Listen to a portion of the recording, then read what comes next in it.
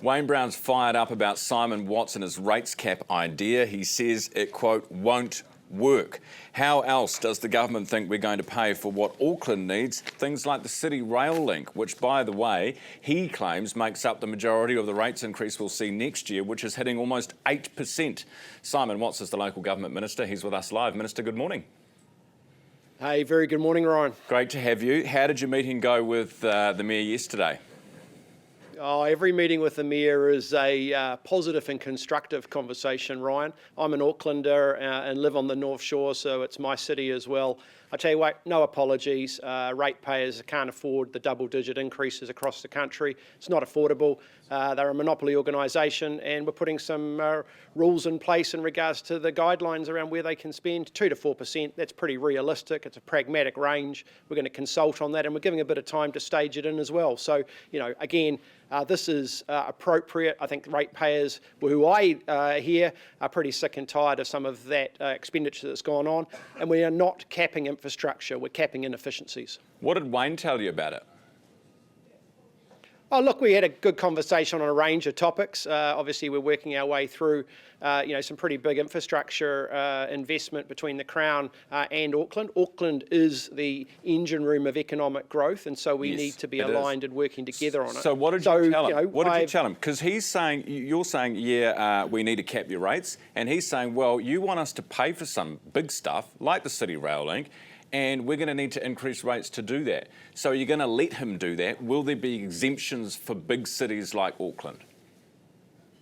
We're 2 days in from an announcement. I'm not going to be getting into but you must have thought about it, Minister. You must have thought about it. The reality is, and if you look at some of the long-term plans from Auckland, the forecast in terms of their rate increases out to 28, 29, we're below the cap in which we're talking about. So we're going to be working through that. At the end of the day, as I said, double-digit rate increases across this country are unaffordable for ratepayers. I know. You're not going to get disagreement from me.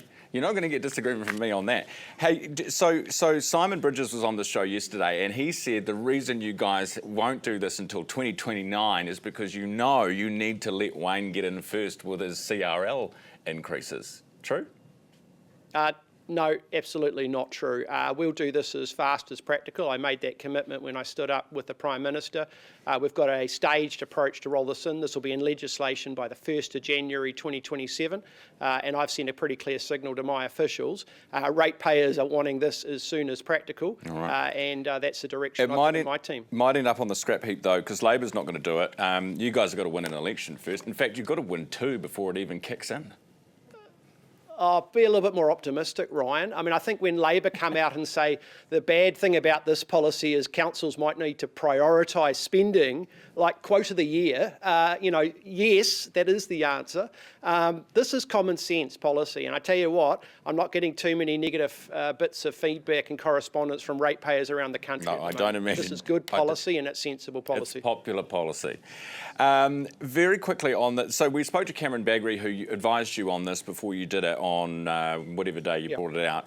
A couple of things he raised. One was the fees. He said there will be some substitution, that councils will increase fees because they can't increase rates. Do you accept that? In some cases, that may be the case. Don't forget, growing cities like Auckland will also increase their revenue take because of growth.